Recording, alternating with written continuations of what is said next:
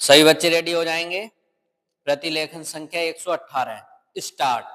आदरणीय महोदय, मैं उम्मीद करता हूं कि ये राष्ट्रीय पुरस्कार दूसरे लोगों को भी उनका अनुकरण करने की प्रेरणा देंगे तथा हमारे और अधिक देशवासी बच्चों और विकलांगों की सहायता के लिए आएंगे।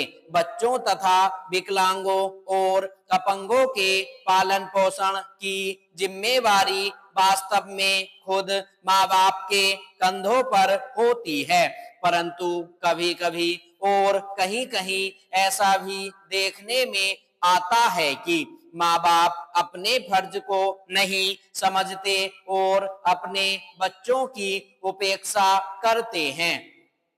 तो ऐसा गलत काम करने वालों को सजा देने का कोई कानून नहीं है। मैं महसूस करता हूँ कि हमें समाज में ऐसी नैतिक शक्ति का विकास करना चाहिए जिससे माँ बाप अपने बच्चों के प्रति उचित व्यवहार करें। अगर माँ बाप ही अपने कर्तव्य का पालन करना छोड़ देंगे तो बच्चों को माता पिता का प्यार कहां से मिलेगा। सरकार और स्वयंसेवी संस्थाओं की कोशिशों का महत्व तो माता पिता के कर्तव्य के बाद आता है और केवल बच्चों को अच्छे नागरिक बनाने के प्रयत्नों में माता पिता की सहायता मात्र होता है।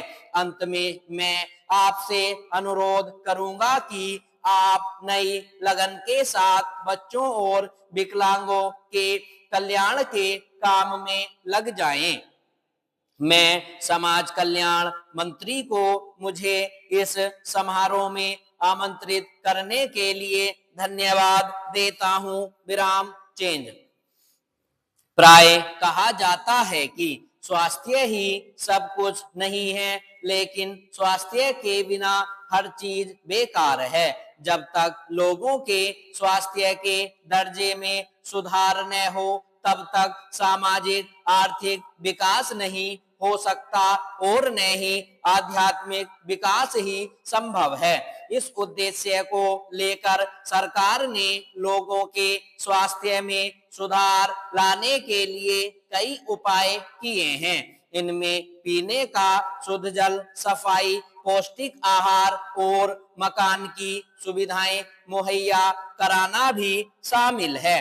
कुछ एक मुख्य क्षेत्रों में विकास के लिए सरकार ने संशोधित 20 सूत्री कार्यक्रम को भी अपनाया है।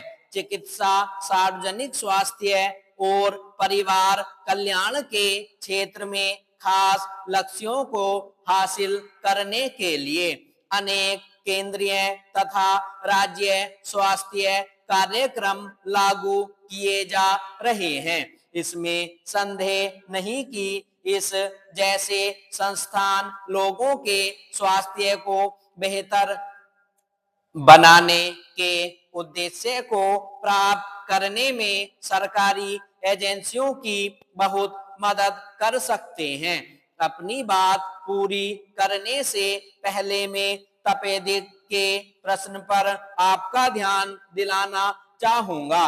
यह माना जाता है कि हमारे देश में लगभग 10 करोड़ लोग तपेदिक से पीड़ित हैं। सरकार ने 20 सूत्री कार्यक्रम में इस बीमारी को शामिल किया है और वह इस पर काबू पाने के लिए कई उपाय कर रही है, क्योंकि यह बीमारी दमा और फेफड़ों के कैंसर जैसी बीमारियों के अधिक नजदीक है।